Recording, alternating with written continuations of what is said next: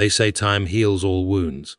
But for Barcelona fans, time just seems to loop back to the same nightmares. Last night at the Metropolitano wasn't just a 4-0 defeat, it was a haunting. For the first time since that cursed night in Lisbon against Bayern Munich in 2020, Barcelona went into a half-time break 4 goals down. Think about that. Let that sink in. We are 4 years removed from the darkest day in this club's history, and yet, here we are again, watching the same movie with a different cast. Hansi Flick, the man who orchestrated that 8-2 against us, is now the man standing on our touchline, watching his own philosophy be turned against him. Reports are surfacing that the dressing room at halftime wasn't just tense. It was a war zone. Flick didn't just give a team talk, he gave an indictment. He reportedly told this squad, in no uncertain terms, "You deserve to be losing by more." He wasn't wrong. This wasn't a unlucky game. It wasn't a VAR robbery. It was a total systematic collapse. Today we aren't doing a standard match review. We are doing a deep dive autopsy into why the Flick machine just hit a wall, why the board has set him up for failure, and why the high line has become a suicide note. THTFUTOPS was the Eric Garcia horror show. Let's get into the meat of this horror story. 6 minutes in. That's all it took for the facade to crumble.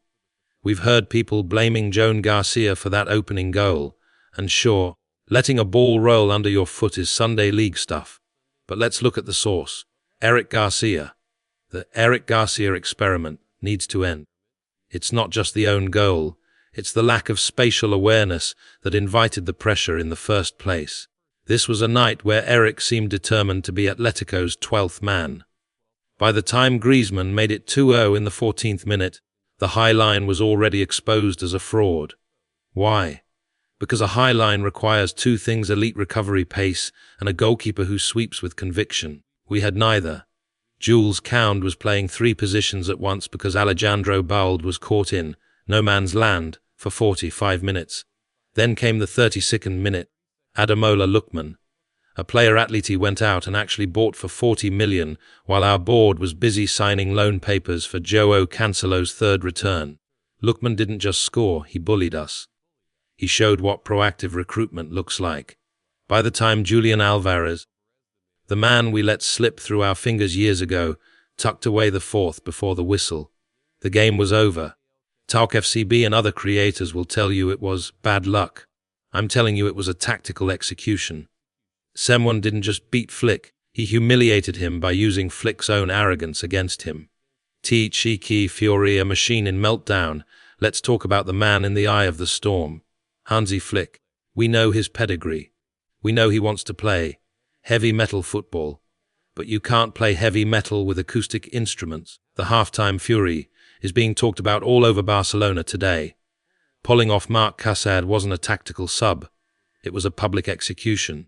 He was sending a message to the veterans.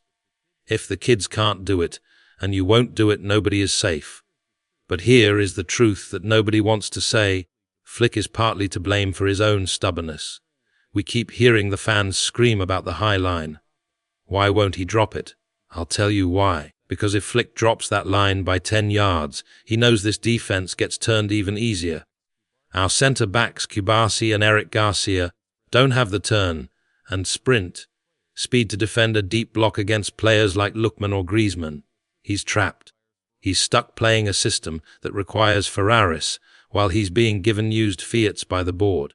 This isn't just a bad day at the office.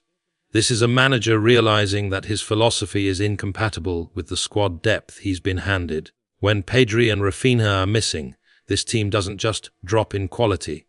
It falls off a cliff. We become a paper tiger.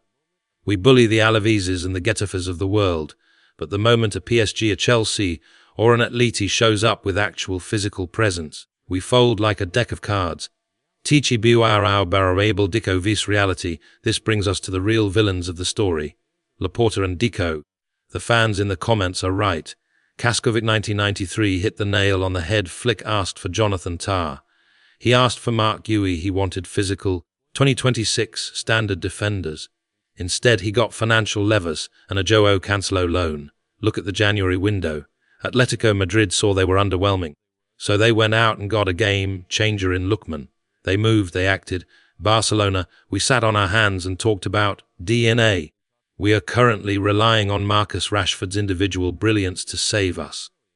If Rashford doesn't pull a rabbit out of a hat, like he did against Newcastle, we look like an average mid-table side. It is disgraceful that a club of this stature expects a manager to win the Champions League, while refusing to provide him with a single reliable centre. Back in the winter window. Deco says we have Ferran Torres, so we don't need a striker. Deco says the squad is balanced. Last night proved that the only thing balanced about this squad is how equally terrible everyone played. We are overperforming in La Liga because Real Madrid is a circus right now, but the UCL games against PSG and Chelsea were the warning shots. The 4-0 against Atleti was the direct hit that sank the ship. THE var disgrace and THTKL page forward. Now I have to address the elephant in the room. The VR, 8 minutes. 8 minutes for a VAR check on Paul Kubasi's disallowed goal. In 2026, with all the technology we have, that is an absolute embarrassment to the sport. It killed the rhythm. It sucked the oxygen out of the Metropolitano. But listen to me closely. If you are blaming the VAR for this loss, you are part of the problem. If that goal stands, it's 4-1. Do we really think a 4-1 scoreline changes the fact that we were outshot, outfought, and outran in every single blade of grass? The tactical solution isn't just dropping the line. It's changing the profile. Flick needs to stop being a romantic and start being a realist.